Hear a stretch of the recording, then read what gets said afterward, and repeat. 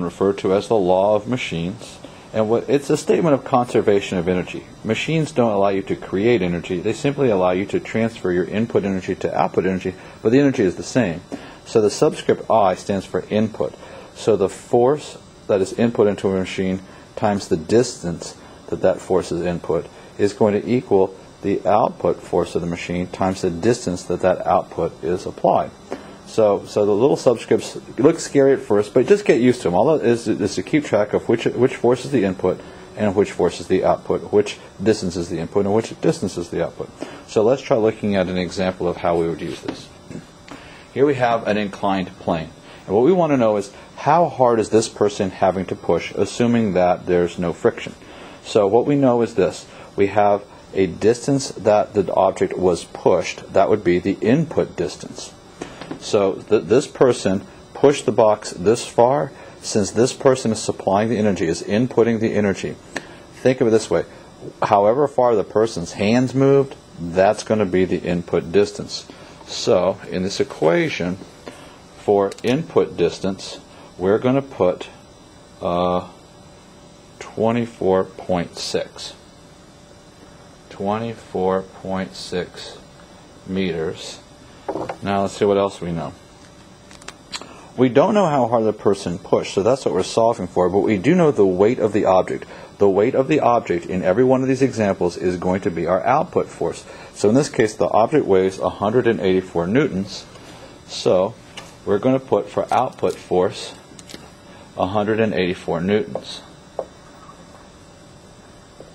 That's not a very good 184 newtons times, we'll also have to know what the output distance is.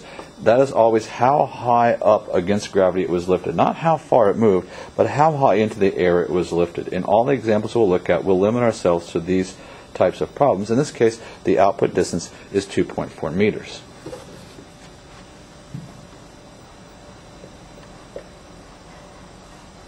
So, the way I approach it is, I have substituted in everything but the input force. So what I'm going to do now is I'm going to multiply 184 by 2.4. So I'll say 184 newtons times 2.4 meters equals 441.6. Now, even though I should limit my answer to two significant figures, I don't do that yet.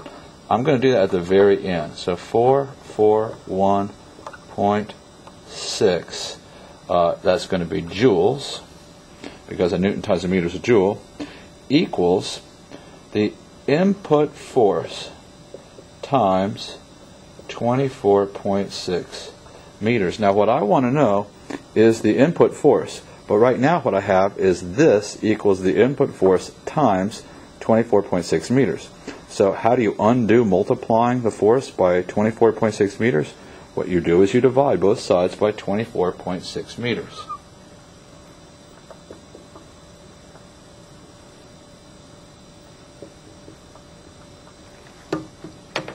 Now 24.6 meters divided by 24.6 meters, that goes away, leaving me with just the input force. Now 441.6 divided by 24.6, and notice I just left that in there to make my life easy, divided by 24.6, and what I get is a big long string of numbers, and I'm going to round that to two significant figures because that is my the smallest number of significant figures I had to begin with. So what I have here is the input force is 17.9512 blah blah blah equals the input force. I'm going to round that to two significant figures, and that gives me 18 newtons. And it may take some getting used to that. Joules divided by meters equals newtons, but the way I approach this, I just remember forces measured in newtons in every case. So the force of input was 18 newtons.